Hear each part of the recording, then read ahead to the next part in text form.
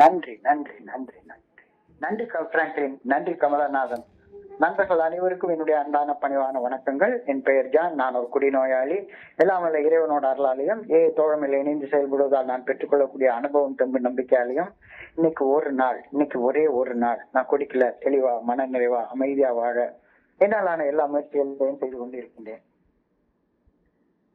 நண்பர் பிராங்க்லின் குறிப்பிட்டது போல இந்த கோயம்புத்தூர் ஒருங்கிணைப்பு குழு நடத்தக்கூடிய இந்த இரவு நேர ஆன்லைன் கூட்டத்துல கோயம்புத்தூர் குழு மனசாட்சியின் தீர்மானத்தின்படி ஒவ்வொரு நாளும் 24 hours a day, 24 மணித்துளிகள் ஒரு நாள் அப்படின்ற புத்தகத்துல இருந்து ஒவ்வொரு பக்கமாக எடுத்து வாசிச்சு அதோடைய விளக்கத்தை பார்த்து கலந்தாய்ச்சி இந்த கூட்டத்தை நடத்திக்கிட்டு இருக்கிறோம்.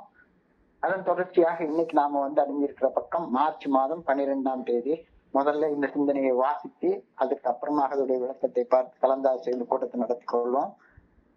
இந்த மார்ச் 12 சிந்தனையை வாசிப்பதற்கு நண்பர் பிராங்க்லின் அவர்களை பணிவோடு அழைக்கிறேன். Franklin, March 12. ஏய தோழமையின் இன்றைய சிந்தனை. ஊதாரியாக வாழ்ந்த மகன் தூர தேசத்திற்கு பயணித்து தாறுமாறாக வாழ்ந்து தன்னைத்தானே அழித்துக் கொண்டான். குடிநோயாளி ஆகிய நாமும் அதையேதான் செய்தோம். தாறுமாறான வாழ்வால் நம்மை நாமே அழித்துக் கொண்டோம். ஊதாரி மகன் தனக்குத்தானே திரும்பி வந்த போது நான் எழுந்து என் தந்தையிடம் திரும்ப செல்வேன் என்று தனக்குத்தானே சொல்லிக் கொண்டான். இதையே ஏஏ தோழமையில் நாமும் சொல்கிறோம். நமக்கு நாமே திரும்ப வருகிறோம். நம்மில் தோன்றிய குடிநோய் தன்மை நம்முடைய உண்மையான தன்மை அல்ல. தெளிவுடனும் அமைதியாகவும் பொறுப்புடனும் வாழும் தன்மையே நமது உண்மையான தன்மையாகும். இதன் காரணமாகவே குடிநோயாளியாகிய நாம் ஏஏ தோழமையில் மிகவும் ஆனந்தமாக வாழ்கிறோம். எனக்கு நானே திரும்பி வந்து விட்டேனா? இன்றைக்கான தியானம். எளிமை நல்வாழ்வுக்கு மிகவும் அவசியமானது. எளிமையான காரியங்களை எப்பொழுதும் நான் தேர்ந்தெடுக்க வேண்டும். அவ்வாறு செய்யாவிடில் வாழ்க்கை சிக்கலாகிவிடும். ஆடம்பரத்திற்கு அதிக நேரம் செலவிடப்பட்டால் தொல்லை எனும் புதை மனதில் நாம் சிக்கிக் கொள்ளக்கூடும். ஒன்று, எல்லா தொல்லைகளையும் தீர்த்து விடலாம், அல்லது அவற்றை புறக்கணிக்கலாம், அல்லது மாற்று ஏற்பாடுகள் செய்யலாம். எளிமையான காரியங்களை அன்பு செய்ய நான் கற்றுக்கொள்ள வேண்டும். எளிமையை போற்ற கற்றுக்கொள்ள வேண்டும்.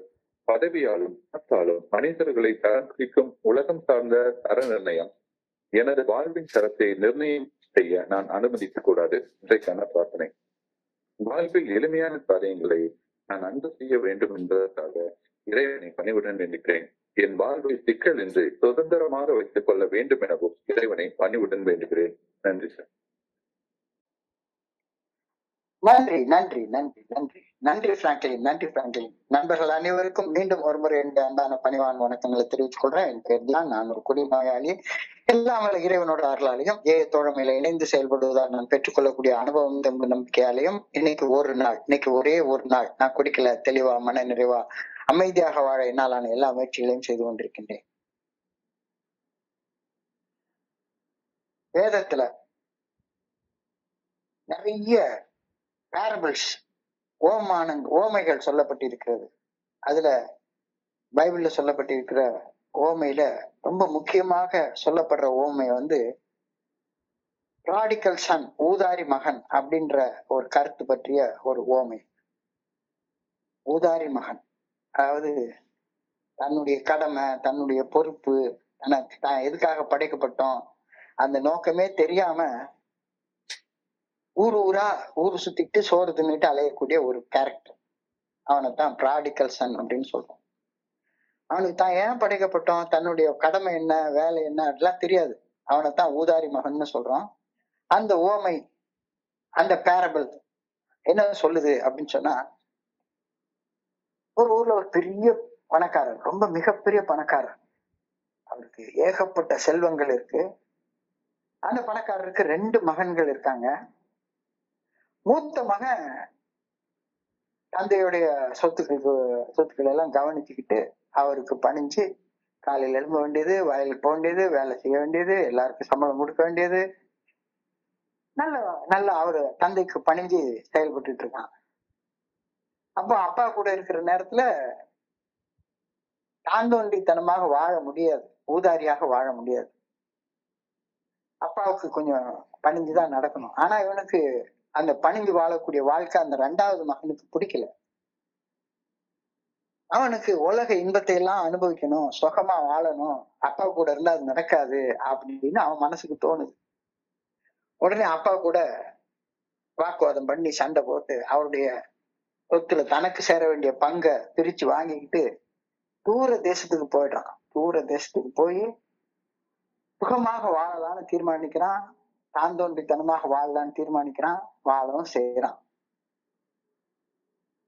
அப்பாவும் பையன் கேக்குறானே அப்படின்ட்டு பையன் கையில அவனுக்கு சேர வேண்டிய பங்கை பிரிச்சும் கொடுத்துடுறாரு. அவனும் ஊதாரியா வாழ்ந்து கொஞ்ச நாள்ல அப்பா கிட்ட இருந்து வாங்கின எல்லா சொத்தையும் அழிச்சிட்டு ஒண்ணும் இல்லாம ரோட்டுக்கு வந்துட்டான். ரோட்டுக்கு வந்துட்டான். எல்லாம் இழந்து நிற்கக்கூடிய நிலையில அவனுக்கு வயிறு பசிக்குது. பசிக்கு சாப்பாடு இல்ல. அவ்வளவு பெரிய பணக்காரருடைய பையன் அப்பாவுடைய சொத்துல தன்னுடைய பங்கை எல்லாத்தையும் அழிச்சிட்டான். இப்ப உயிர் மட்டும் இருக்கு மிஞ்சி. வயிறு பசிக்குது. வயிறு பசிக்கு சாப்பாடு கேட்டா சரி ஏதாவது வேலை செஞ்சு பணம் சம்பாதிச்சு சாப்பிடலாம் அப்படின்னு வேலை கேட்க போறான். அவனுக்கு வேற எந்த வேலையும் கிடைக்கல. பன்னி மேய்க்கிற வேலை கிடைக்குது. அதுதான் கிடைக்குது. அந்த பன்னி மேய்க்கிற வேலையை கொடுத்தவர் அவனுக்கு காலையில ஒரு வேளை சாப்பாடை போட்டு பன்னி மேய்க்க சொல்றாரு. அவனும் கொடுத்த வேலையை செய்யறான். பன்னி மேய்க்க மேய்க்க மேய்க்க மேய்க்க நேரம் போக போக மறுபடியும் பசிக்க ஆரம்பிக்குது. காலையில உண்ட உணவு போதல. பசியில என்ன செய்யறதுன்னு தெரியல. கையில அவனுக்கு காசும் இல்ல, சாப்பிடுறது சாப்பாடு இல்ல. உடனே அவனுக்கு இருக்கிற அந்த கோர பசியில பன்னிகளுக்கு போடப்பட்ட தவிட்டை எடுத்து சாப்பிட ஆரம்பிக்கிறான். உடனே அந்த பன்னிகளுக்கு முதலாளி, பன்னி மேய்க்கிற வேலையை கொடுத்த ஒரு ஆளு, ஏண்டா உனக்கு காலையில சாப்பாடு போட்டாங்கல்ல, இப்ப பன்னி சாப்பிடுற சாப்பாடை சாப்பிடுற, அறிவில்லை உனக்கு அப்படின்னு திட்டுறாரு. அப்பதான் அவனுக்கு ஐயா எப்பேற்பட்ட நான் எந்த இடத்துக்கு வந்து நிக்கிறேன் அப்படின்னு அவனுக்கு உரைச்சுது. பன்னி சாப்பிடுற சாப்பாடு எடுத்து சாப்பிட்டா கூட சத்தம் போடுறாங்க. இந்த அடிமட்டத்தை தொட்டு நின்ற தருணத்துலதான் அந்த ஊதாரி மகனுக்கு உரைக்குது. He came back to his senses அப்படின்ற வார்த்தைய வேதத்துல எழுதியிருக்காங்க. He came back to his senses. அவனுக்கு தான் யார் என்ற தன்னுணர்வு வந்தது. எவ்வளவு பெரிய ராஜாவுடைய பிள்ளைனா இங்க என்னடா பன்னி சாப்பிடுற சாப்பாடு கூட கிடைக்காம பசியில வாடிட்டு இருக்கிறேன்.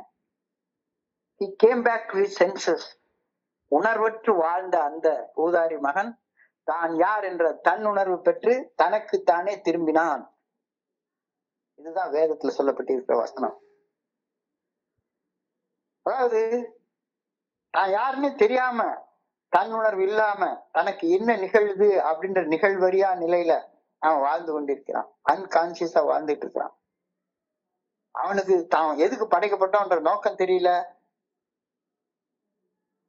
இப்போ அடிமட்டத்தை தொட்டு நிற்கிற நிலையில அவன் தனக்கு தானே சொல்லிக்கிறான், என்னுடைய அப்பா வீட்டுல வேலை பாக்குறவங்க எல்லாம் 3 வேளை இவ்வளவு அழகா சாப்பாடு சாப்பிட்டு சந்தோஷமா ராத்திரியான டான்ஸ் ஆடி பாட்டு பாடி சந்தோஷமா வாழ்றாங்க. இங்க என்னடான்னு எனக்கு பன்னி சாப்பிடுற தவிடு கூட கிடைக்க மாட்டேங்குது. இந்த நிலைமைக்கு நான் தானே காரணம் அப்படின்ற தன்னுணர்வு வந்த உடனே அவன் என்ன சொல்றான், எங்க அப்பாவுக்கு நான் திரும்பி போவேன். எப்பா என்னை நீங்க மகனாக ஏற்றுக்கொள்ள வேண்டாம். உங்களுடைய வேலைக்காரங்கள ஒருத்தனை ஏத்துக்கொள்ளுங்க. உங்களுடைய வேலைக்காரங்கள ஒருத்தனை ஏத்துக்கொள்ளுங்க. நான் வேலை செய்யறேன். எனக்கு 3 வேளை சாப்பாடு மட்டும் போடுங்க போதும் அப்படின்னு கேட்பேன் அப்படின்னு சொல்லி திரும்பி போறான். அந்த அப்பா வந்து இவன் எப்படா திரும்பி வருவான்னு காத்துக்கிட்டே இருக்கிறாரு. அப்போ பையன் தூரத்துல வர்றத தெரிஞ்ச உடனே ஓடி போய் அவனை கட்டி பிடிச்சி அதுல 3 விஷயங்கள் சொல்லி இருக்குது. உடனே அவன் காலில் செருப்பு இல்லாம இருக்கிறான். அவனுக்கு ஒரு செருப்பு எடுத்து கொடுங்கடா அப்படின்றாரு. அவனுக்கு புதிய ஆடைகளை கொடுங்க. கந்தலா கிழிஞ்சு போன ஆடையை போட்டு வந்திருக்கான். அவனுக்கு புதிய ஆடையை கொடுங்க. அவனுக்கு ஒரு கையில ஒரு மோதிரத்தை போடுங்க அப்படின்னு சொல்லி அவரு சொல்றாரு. அப்ப தன்னுணர்வு இல்லாம அடிமட்டத்தை தொட்டு வாழ்ந்து கொண்டிருந்த அந்த ஊதாரி மகனுக்கு ஆச்சரியமா இருக்கு. அவன் அப்பா கிட்ட கேக்குறான், என்ன என்னை வேலைக்காரனா சேர்த்துக்கன்னு கேக்குறான். அவர் தன்னுடைய மகனாகவே ஏற்றுக்கொள்றாரு. என்னுடைய வாழ்க்கையும் இதே வாழ்க்கை தான். ஊதாரி பையன், ஊதாரி பையன். ஊர் சுத்தணும், சோறு திங்கணும், ஊர் சுத்தணும், சோறு திங்கணும், அவ்வளவுதான். உலக இன்பத்தை எல்லாத்தையும் அனுபவிக்கணும், அதுதான் வாழ்க்கை. தன்னுணர்வே இல்லாம, தன்னுணர்வு பெறும் வரை நான் இப்படி ஊதாரியா தான் வாழ்ந்துகிட்டு இருந்தேன். ஏஏ ஃபெல்லோஷிப்குள்ளார வந்தப்ப ஓதாரியா வாழ்ந்துட்டு இருந்த பல பல பல மனிதர்களை பாக்குறேன். பல மனிதர் எல்லாருமே என்ன மாதிரியே ஊதாரியா வாழ்ந்துட்டு இருந்த மனிதர்களை பாக்குறேன். தன்னுணர்வு பெறும் வரை எல்லா மனிதர்களும் ஊதாரிகளாக மட்டும்தான் வாழ்வார்கள் அப்படின்ற கருத்தை இன்னைக்கு சிந்திக்க நான் அழைக்கப்படுகின்றேன்.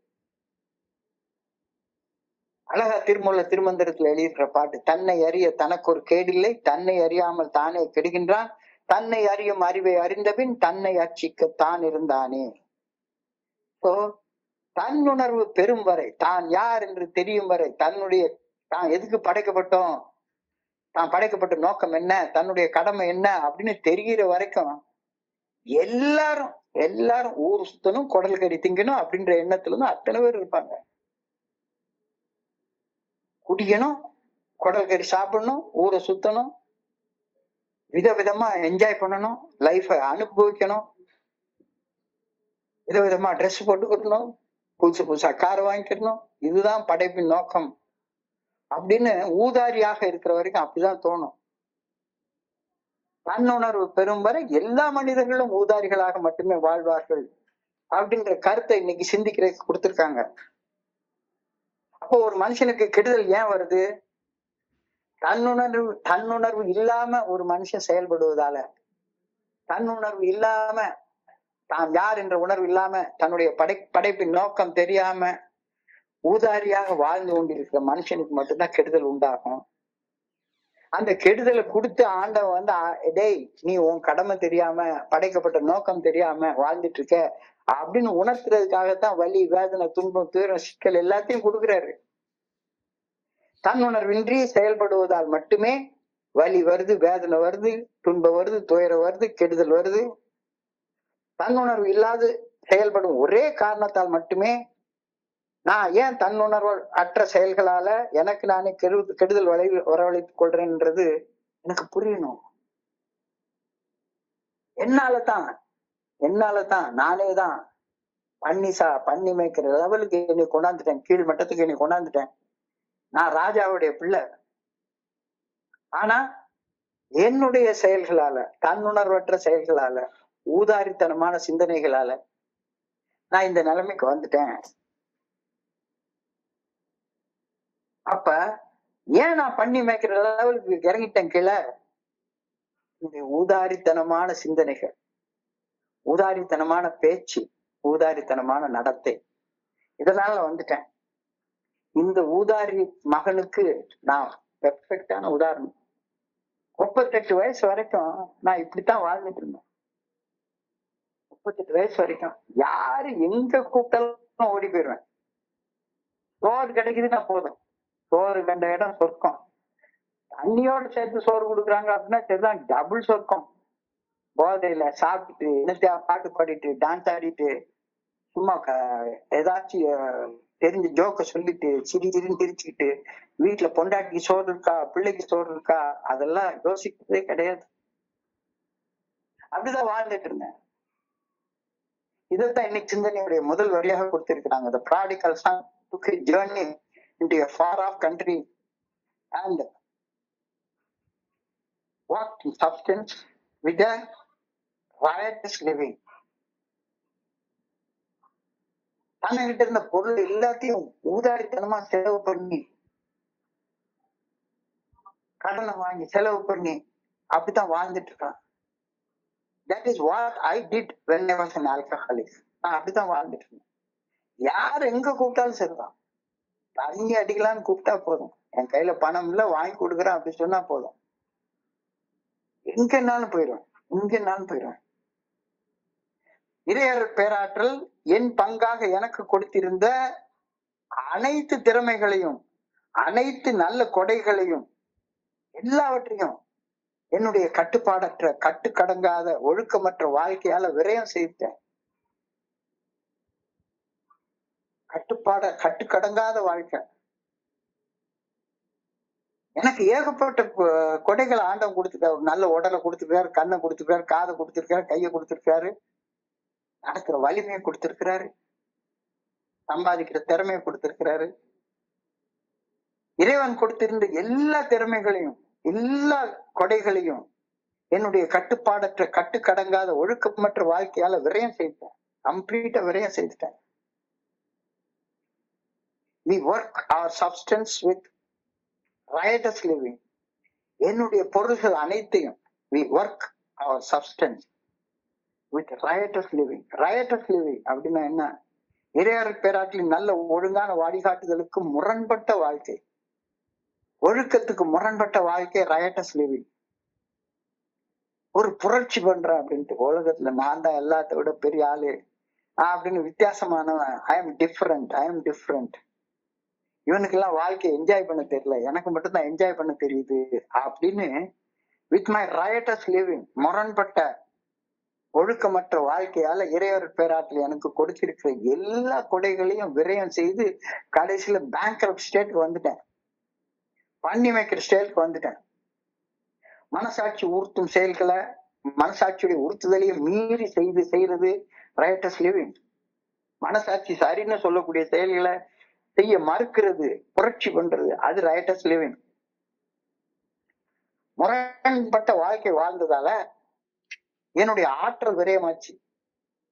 ஆற்றல் விரயத்தால் பன்னி வாழ்க்கை வாழ்ந்துட்டு அந்த பன்னி வாழ்க்கையா சுகமான வாழ்க்கைன்னு வேற நான் நினைச்சுக்கிட்டேன். பன்னி வாழ்க்கைய சுகமான வாழ்க்கைன்னு நினைச்சிட்டேன். இந்த இடத்துல ஒரு மூத்த நண்பர் சொன்ன ஒரு கதை எனக்கு ஞாபகம் வருது. இத பல தடவை நான் சொல்லியிருக்கிறேன், ஆனாலும் இந்த இடத்துல சொல்றது ரொம்ப பொருத்தமா இருக்கும்னு நினைக்கிறேன். ஒரு ராஜா ஒருத்தர் காட்டுக்கு வேட்டைக்கு போனார். வேட்டைக்கு போறப்ப தெரியாதனமா ஒரு அம்பை அங்க தவம் செய்துட்டு ஒரு முனிவர் மேல விட்டுட்டாரு. அந்த முனிவருடைய தவம் கலைஞ்சு போச்சு. உடனே அவரு கோபத்துல எவன்டா அவன் என் மேல அம்பு விட்டது, அம்பு விட்டு அவன் பண்ணியா மாறட்டும் அப்படின்னு சொல்லி சாபம் விட்டாரு. உடனே ராஜா அலறி போய் நடுங்கி போய் அந்த முனிவர் காலில் போய் விழுந்து, ஐயா தெரியாம விட்டுட்டேன், மன்னிச்சிருங்க அப்படின்னு சொல்லி காட்டுருக்காரு. அதெல்லாம் விட்ட சாபம் தான், அது திரும்ப பெற முடியாது. வேணா ஒரு சாப விமோசனம் சொல்றேன். உன்னுடைய மகனுக்கு இப்போ 10 வயசு, அவன் பெரிய பையனா 14 வயசு 15 வயசு ஆகி அவன் பெரியவன் ஆனதுக்கு அப்புறமாக அவன் பண்ணியாக மாறி இருக்கிற உன்னைய கொன்னுட்டான்னா நீ மறுபடியும் ராஜாவா மாறிடுவ அப்படின்னு சொல்லி சொல்றாரு. உடனே ராணியும் எல்லாரும் கொண்டு வந்து ராத்திரி பண்ணியா மாறிட்ட ராஜாவை கொண்டே காட்டுக்குள்ளார கொண்டே விட்டுறாங்க. அந்த ராஜாவும் காட்டு பண்ணியா வாழ ஆரம்பிச்சிடறாரு. ராணி தன்னுடைய இளவரசனை, இந்த பாரு, உனக்கு வயசு வந்த உடனேயே வேலை அப்பாவை திரும்பியே ராஜாவாக்கி மாத்தி கொண்டு வந்துடுறதுதான் வேலைன்னு சொல்லி வளர்க்கிறாரு. அவனும் எல்லா வித்தை எல்லாத்துலயும் தேர்ச்சி அடைஞ்சு பெரியவன் ஆன உடனே காட்டுக்கு போய் அப்பாவை திருப்பி கொண்டு வந்துடலான்ட்டு போறான். காட்டுல பார்த்தா ஒரு பண்ணின்னு பார்த்தா இல்ல, ஒரு பெரிய பண்ணி கூட்டமே இருக்கு. பண்ணி கூட்டத்துல இருக்கணும். உடனே என்ன நினைச்சான், சரி இந்த பண்ணிக்குள்ளார ஒரு பண்ணி தான் அப்பா பண்ணியா இருக்கும், எல்லா பண்ணியும் சாவடிச்சிடும் அப்படின்னு வில் எடுத்து ஈய போற நேரத்துல ஒரு பண்ணி மட்டும் பேசிட்டுதான், மகனே கொன்னுடாதடா, பாரு பக்கத்துல உன்னுடைய சித்தி தம்பி தங்கச்சி அக்கா எல்லாம் இருக்காங்க, நல்ல சந்தோஷமா சேத்துக்குள்ளார புரண்டு எந்த வகையான பொறுப்பும் இல்லாம சோறு கண்ட இடம் சொர்க்கம்னு சாப்பிட்டு வாழ்ந்துட்டு இருக்கான். இந்த வாழ்க்கையை விட்டுறாதடா, இதாண்டா சொர்க்கமான வாழ்க்கை அப்படின்னு பண்ணி சொல்லிக்கலாம். தன்னுணர்வு இல்லாத ஊதாரித்தனமான எண்ணங்கள் இப்படித்தான் நினைக்க வைக்குது. But when the prodigal son came to himself, he said, I will return to my father. நான் என்னுடைய அப்பாட்ட திரும்பி போவேன். அப்பா, உங்களுக்கு விரோதமாக நான் செயல் செஞ்சேன், உங்களுடைய மகன் சொல்லிக்கிற தகுதி எனக்கு கிடையாது, என்ன உன்னுடைய வீட்டு வேலைக்காரங்களை ஒருத்தனா எடுத்துக்கோ, போதும், வேற ஒண்ணுமே வேண்டாம் அப்படின்னு சொல்லி கேட்க. So when he came back to his senses, தன்னுணர்வு பெறும்போது, when he came back to his senses, தன்னுணர்வு இல்லாத வாழ்ந்துட்டு இருக்க நேரத்துல அது பண்ணி வாழ்க்கைதான். நினைச்சதை செஞ்சுட்டு என்னென்ன உடல் சுகத்துக்கு மட்டும்தான் செயல்படவே செய்யுது. நான் ஏன் படைக்கப்பட்டேன், படைப்பின் நோக்கம் என்ன, என்ன படைச்ச இறைவனை உணரணும். அதெல்லாம் ஒரு வெண்ணையும் வேண்டாம். குடிச்சோமா கூத்தடிச்சோமா, சரி குடிச்சா செத்து போயிடும்ன்ற பயம் வந்துட்டா குடிக்க மட்டும் செய்ய வேண்டாம், வேற எல்லா கூத்தும் அடிக்கலாம். படைக்கப்பட்டதே சிற்றின்பத்துக்காக மட்டும்தான் படைக்கப்பட்டேன் அப்படின்ற வாழ்க்கை தன்னுணர்வு இல்லாத ஊதாரி வாழ்க்கை. ஊதாரி வாழ்க்கை அப்படின்னு சொல்றாங்க. தன்னுணர்வு யார்? தன்னுணர்வுன்னா என்ன? நான் யாரு, நான் எப்படி வாழ முடியும், எப்படி வாழ வேண்டிய வாழ்க்கையை இப்ப நான் எப்படி வாழ்ந்துட்டு இருக்கேன், இத பத்தி யோசிச்சு பாக்குறப்பதான் தன்னுணர்வே எனக்கு கிடைக்கும். நான் இறையொரு பேராற்றலால படைக்கப்பட்ட அந்த பேராற்றலுடைய மகன்.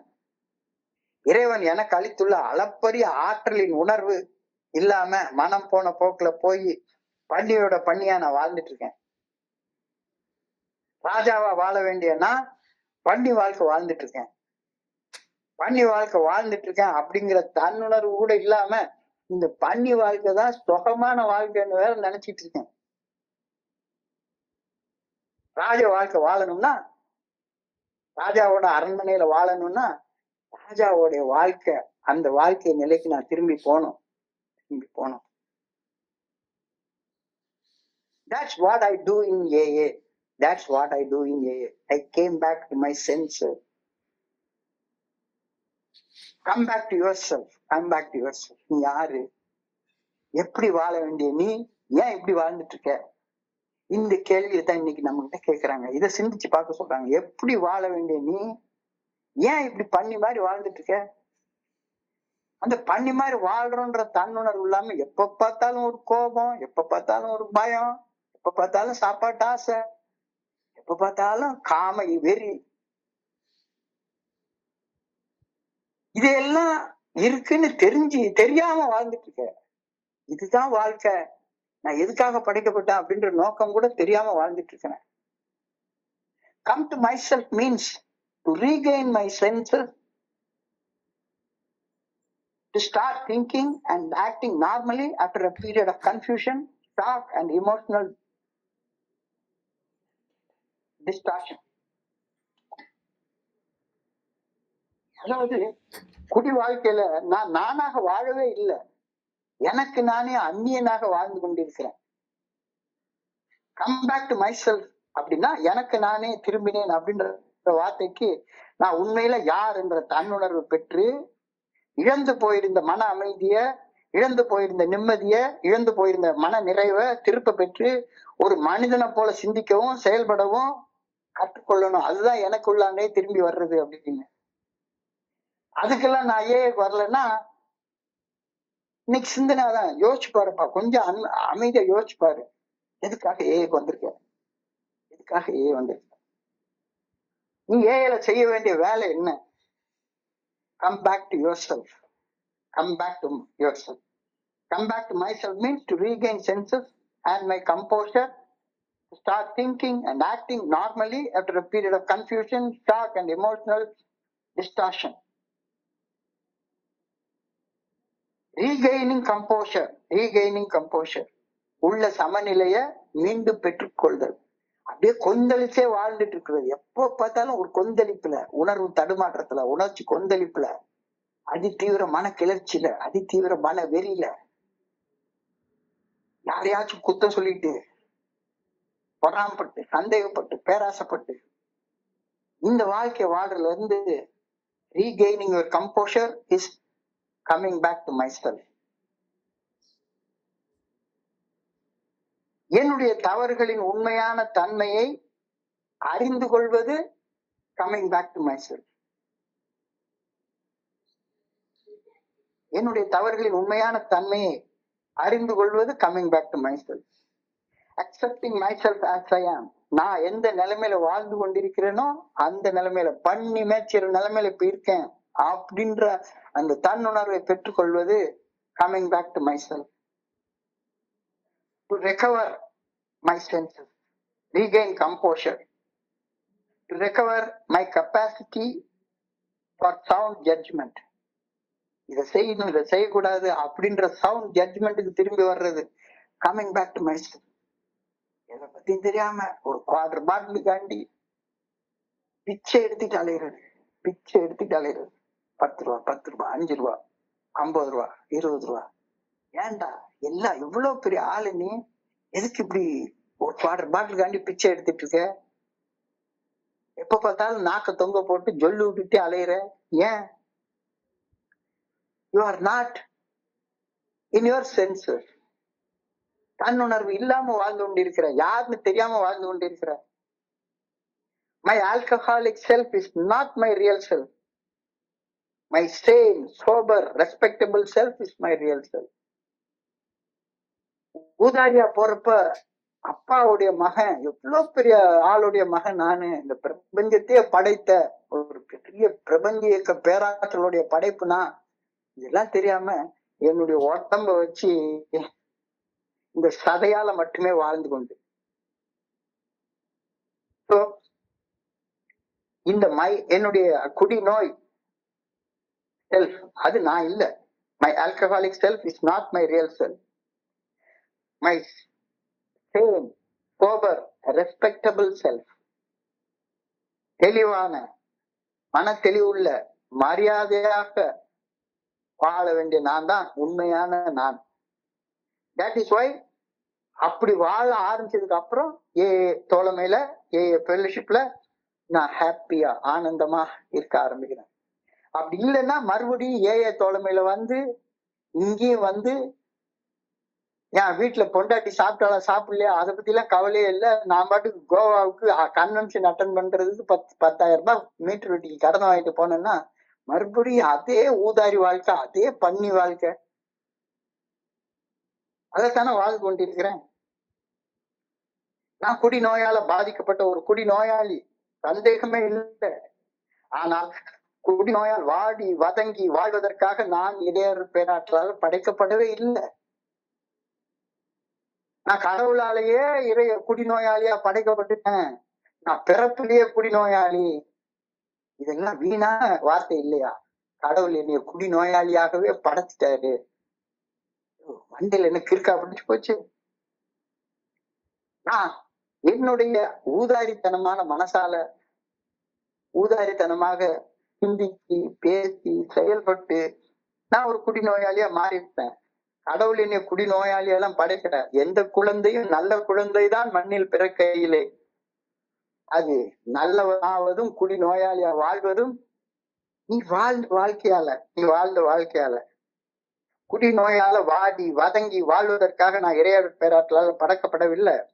துன்பத்துல வாடி வாழ்ந்து வதங்கி வாழ்வது இயல்பான வாழ்க்கை இல்லை. இதுதான் வாழ்க்கை.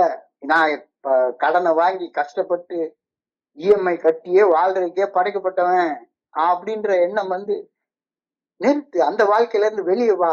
Come back to your senses. பண்ணி வாழ்க்கை வாழ்றதுல இருந்து வெளியே வா. நான் மன தெளிவோட மரியாதையோட வாழ்றதுக்கு படைக்கப்பட்டவன். மன தெளிவோட மரியாதையாக வாழ்வதற்கு படைக்கப்பட்டவன். கடவுளுடைய பிள்ளை. இதுதான் உண்மையான வாழ்க்கை. மன தெளிவோட மரியாதையை காப்பாத்திட்டு செல்ஃப் ரெஸ்பெக்டோட வாழ்றதுதான் வாழ்க்கை. அந்த உண்மையான வாழ்க்கை வாழ்றதுக்கு தான் நான் ஃபெல்லோஷிப்க்கு வர்றேன். இங்க வந்து மறுபடியும் அதே பண்ணி வாழ்க்கை வாழ்றதுக்கு நான் இங்க வரல. உண்மையான மன தெளிவுடனான நிம்மதியான நிறைவான சந்தோஷமான ஆன்மீக விழிப்புணர்வு நிலையில வாழ்வதற்காக நான் தோழமைக்கு வந்திருக்கேன். ஒரு அழகான பாட்டு உண்டு. குழந்தையும் தெய்வமும் குணத்தால் ஒன்று, குற்றங்களை மறந்துவிடும் மனத்தால் ஒன்று. அப்போ குழந்தையா இருக்கிறப்ப எனக்கு அந்த பிரச்சனை இல்லை. போக போக போக என்னுடைய அந்த உண்மையான செல்ஃப் வந்து ஒரு சூடோ செல்ஃபாக, ஒரு பொய்யான ஒரு மனிதனாக உணர்வுகளை நான் வந்து ஊதாரித்தனமான உணர்வுகள் தான் வாழ்க்கையை அனுபவிக்க முடியும் அப்படின்ற அந்த பொய் தோற்றத்தால ஈர்க்கப்பட்டு வாழ்ந்தேன். நடந்ததை நினைச்சு நினைச்சு நினைச்சு நினைச்சு குடிப்பதுதான் துயரம் என்று தோழமையில மூத்தவர்கள் சொன்னார் என்று, நடந்ததெல்லாம் நினைப்பதுதான் துயரம் என்று ஞானிகளும் மேதைகளும் சொன்னார் என்று அப்படின்னு அந்த பாட்டு எழுதிப்பாங்க. குடி வாழ்க்கையில நடந்ததை நினைச்சு நினைச்சு அந்த ரிசன்மெண்டோட, குடி வாழ்க்கையில நடந்த காயங்களை நினைச்சு நினைச்சு ஏதோ ஒரு மூலையில உட்கார்ந்து மறைவாக அனானிமஸாக உன்னுடைய நீ பட்ட காயங்களை நக்கி கொடுக்கிற இடமெல்லாம் வந்து ஏஏ ஃபெல்லோஷிப் கிடையாது. வருத்தத்துல குற்ற உணர்ச்சியில வாடி வதங்கி வாழ்றதுக்காக நான் ஏஏ ஃபெல்லோஷிப் வரல. கோபம், வெறுப்பு, மன கசப்பு, எரிச்சல் அது வந்த போது எனக்குள்ளார ஒரு மயக்கம் வந்தது. அந்த மயக்கத்தை தீர்க்கிறதுக்கு ஒண்ணு சாராய கடைக்கு போவேன், அல்லது ஏஏ மீட்டிங்ல வந்து எங்கேயாச்சும் ஒரு மூலையில ஒளிஞ்சுப்பேன், அல்லது ஏதாவது கன்வென்ஷனுக்கு ஓடி போயிடுவேன்.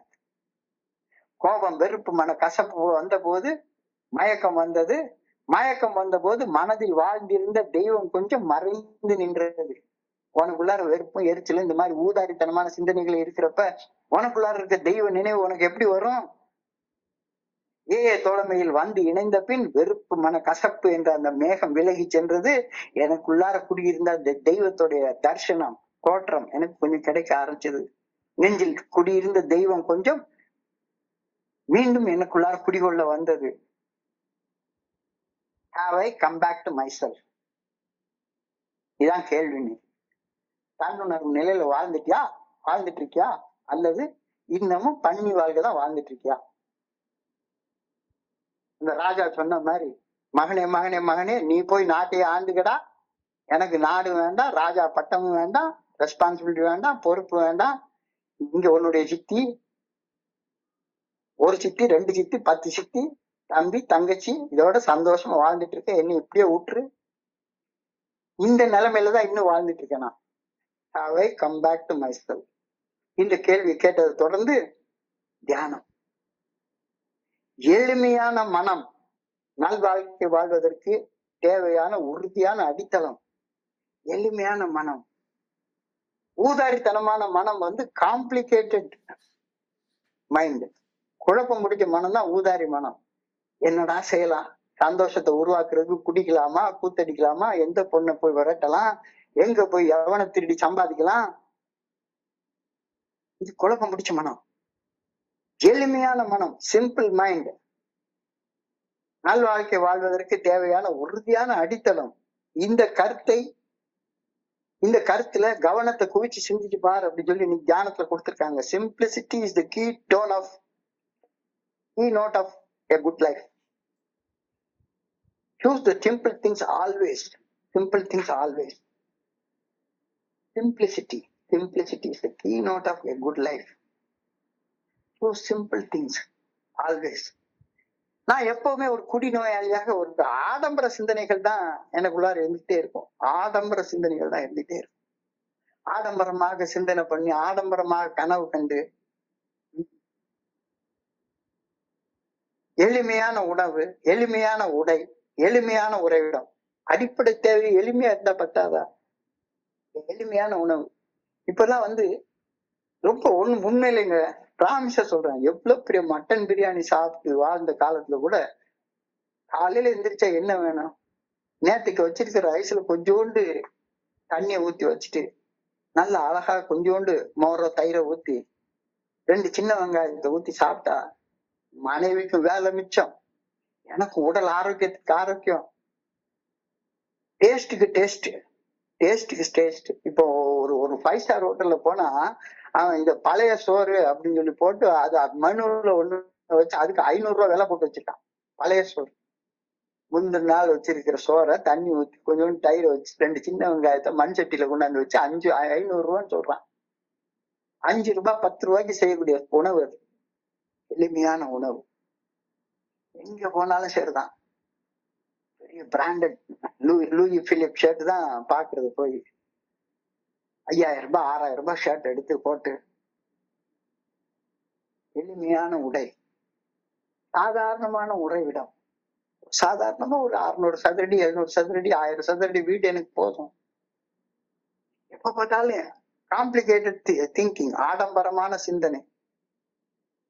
இத வச்சுக்கிட்டேன்னா simplicity is the keynote of a good life. Choose simple things always. அடிப்படை தேவைகளை எளிமையாக வைத்துக்கொள். அடிப்படை தேவைகளை எளிமையாக நான் வைத்துக் கொள்ளும் போது எனக்குள்ளார ஸ்ட்ரெஸ்ஸே இருக்காது, மன அழுத்தமே இருக்காது. மன அழுத்தம் குறைந்து மன தெளிவு மேம்பாடு அடைகின்றது எப்ப? when I keep it simple. ஆடம்பரமான சிந்தனையே கிடையாது. எங்க குடிப்போம்? பெரிய பார்ல போய் குடிச்சு, பெரிய பார்ல ஆடம்பரமான உணவு சைட் டிஷ் சாப்பிட்டு, ஆடம்பரமான கேபரேட் டான்ஸை பார்த்துட்டு, ஆடம்பரமான ஒரு பெண்ணோட ராத்திரி போகத்தை தங்கிட்டு, இதெல்லாம் வாழ்க்கையை காம்ப்ளிகேட் பண்ணிடுது. அப்படிதான் நான் காம்ப்ளிகேட்டடா தான் வாழ்ந்துட்டு இருந்தேன். எளிமையான மனம் நல் வாழ்க்கை வாழ்வதற்கு தேவைப்படும் உறுதியான அடித்தளம். இந்த சிந்தனையை நான் சிந்திச்சு பார்த்ததே கிடையாது. எளிமையான வாழ்க்கையில தன்னுணர்வோட விழிப்புணர்வோட வாழ்ந்து நல்லா வாழ்றதுதான் வாழ்க்கை. எளிமையான மனம் இல்லைன்னா உனக்கு நீ தன்னுணர்வோட வாழவே முடியாது. அப்பாவுடைய சொத்தை பிரிச்சுட்டு ஊதாரித்தனமா ஊர் சுத்தத்தான் முடியும். ஊதாரியா இருக்காத, ஊதாரியா ஊர் சுத்தாத. ஆடம்பரமான வாழ்வு வேண்டும் என்ற ஆசையே மனசை குழப்புது. Prioritise what matters. இன்னைக்கு நான் என்ன செய்யணும், நீங்க என்ன செயல் செய்யறதுக்கு முன்னுரிமை கொடுக்கணும் அப்படின்றத யோசிச்சு பாரு. ஃபர்ஸ்ட் ப்ரையாரிட்டி குடிக்க கூடாது, செயல் அடிமையாக செயல்படக்கூடாது. Eliminate clutter. உடம்புலையும் மனசுலையும் குப்பை சேர அனுமதிக்காத. உடம்புலையும் மனசுலையும் குப்பை சேர அனுமதிக்கவே அனுமதிக்காத. வாழ்க்கையை எளிமையாக வைத்துக்கொள். Embrace contentment. மன நிறைவு, திருப்தி, நிம்மதி, அதை எப்பவுமே அரவணைத்துக்கொள்.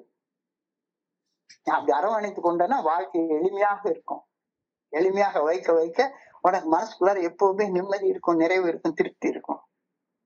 கல்டிவேட் கைண்ட்னஸ், ஹியூமிலிட்டி, பணிவு, பரிவு, இது எல்லாத்தையும் உனக்குள்ளார உருவாக்கிக்கோ.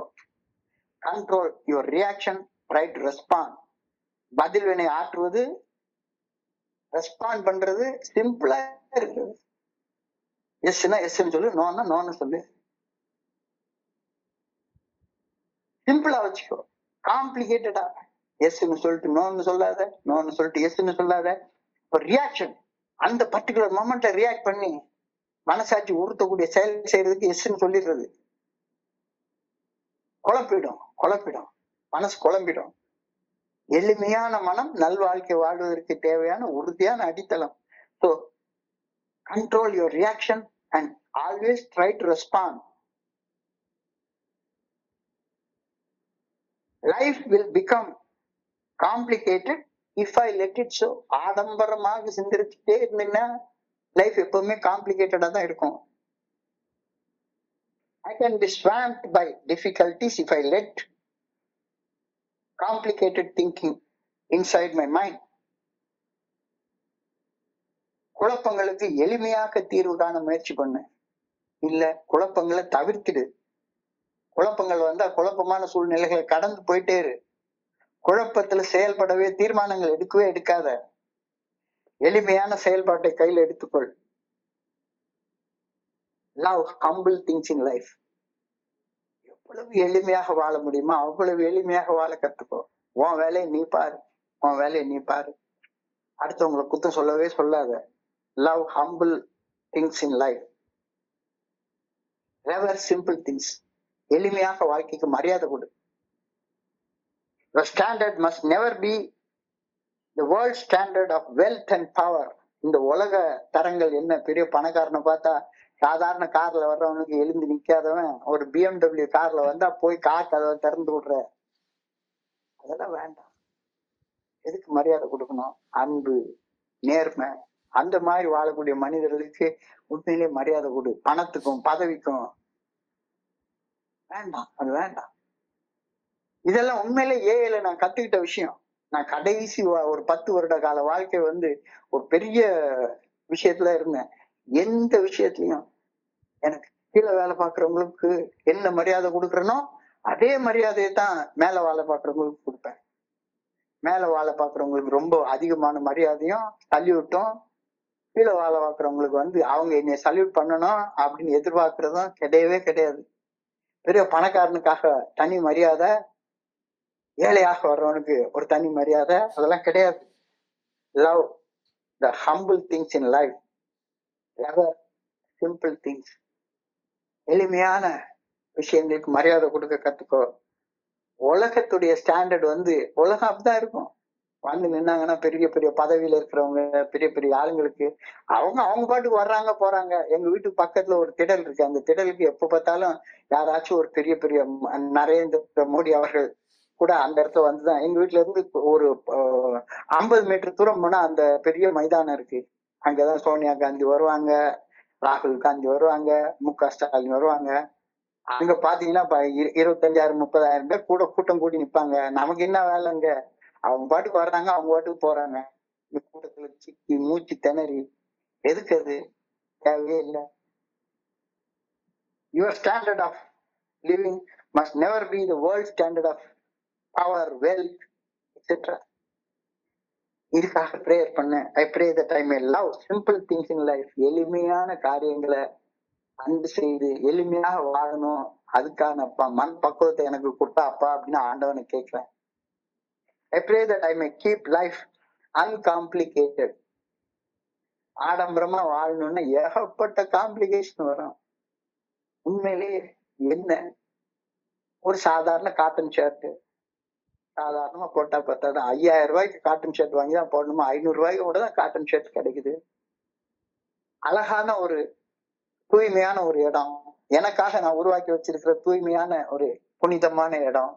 அந்த புனிதமான இடத்துல புனிதமான மௌனத்துல சொல்லரசமா உட்கார்ந்து இருக்கிறப்ப வாழ்க்கை எளிமையாக மாறிடுது, எளிமையாக மாறிடுது.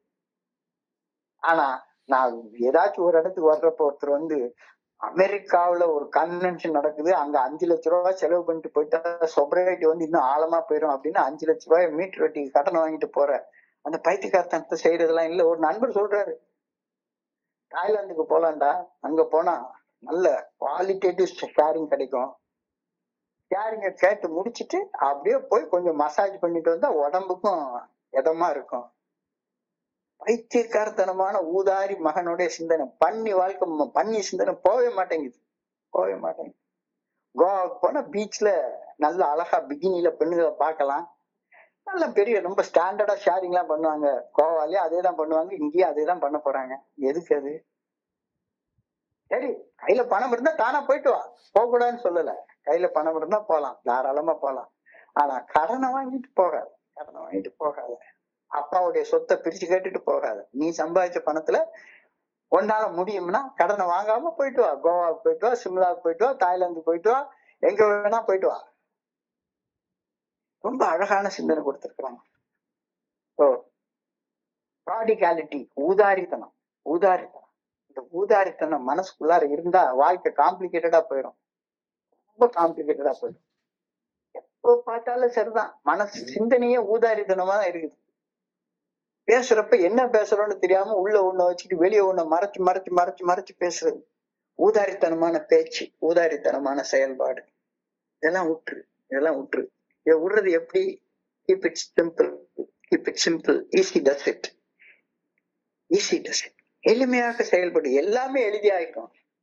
எளிமையாக செயல்படு, எல்லாமே எளிமையாயிரும். காம்ப்ளிகேஷனே இருக்காது வாழ்க்கையில, காம்ப்ளிகேஷனே இருக்காது.